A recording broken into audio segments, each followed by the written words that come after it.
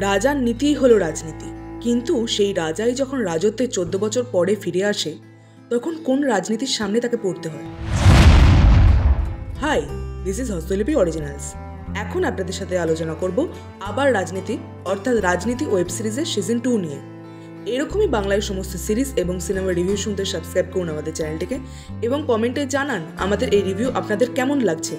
তাহলে চলুন শুরু করা যাক। এটা রাজনীতি, এখানে একটাই সত্য, সিংহাসন।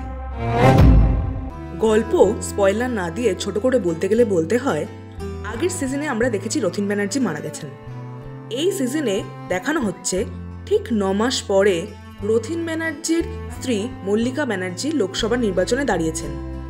এরপর হঠাৎ করে রথীন ব্যানার্জির দাদা প্রতিম ব্যানার্জি 14 বছর পর রিচপুরে ফিরে আসেন। অন্যদিকে রাশি হঠাৎ করে প্রেগনেন্ট হয়ে পড়ে। কিন্তু সৌনক কি আদেও রাশিকে ভালোবাসে?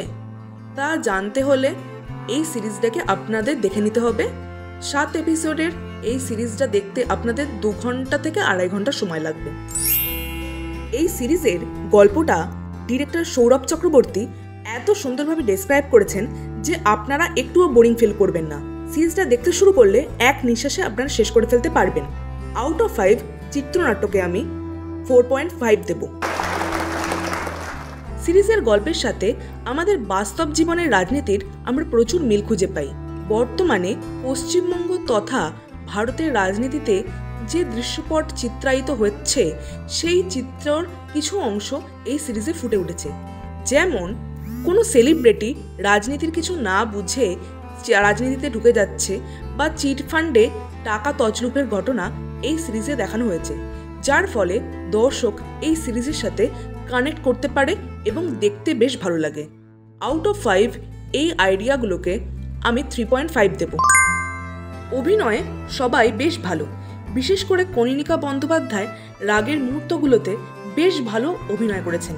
এছাড়া কৌশিক গাঙ্গুলি, দিতিপ্রিয়া, অর্জুন চক্রবর্তী এদের অভিনয় তো বেশ ভালো। আউট অফ 5 অভিনয়কে আমি 3.5 রেট করব। ব্যাকগ্রাউন্ড মিউজিক হইচইয়ের অন্যান্য সিরিজের চেয়ে এই সিরিজে বেশ ভালো লেগেছে আমার। আউট অফ 5 আমি 3.5 রেট করব ব্যাকগ্রাউন্ড মিউজিককে। কালার গ্রেডিং হইচইয়ের অন্যান্য সিরিজের মতোই অ্যাজ ইউজুয়াল ঠিকঠাকই আছে।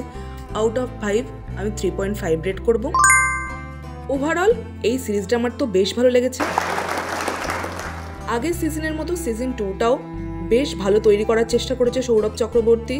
সাসপেন্সটা বজায় ছিল শেষ পর্যন্ত। আপনারা অবশ্যই এই সিরিজটা দেখুন এবং সিজন 2 দেখার আগে সিজন 1টা দেখে তবেই দেখুন, তবেই এই সিরিজের মজাটা পাবেন। এবং কমেন্টে জানান আপনাদের কেমন লাগলো।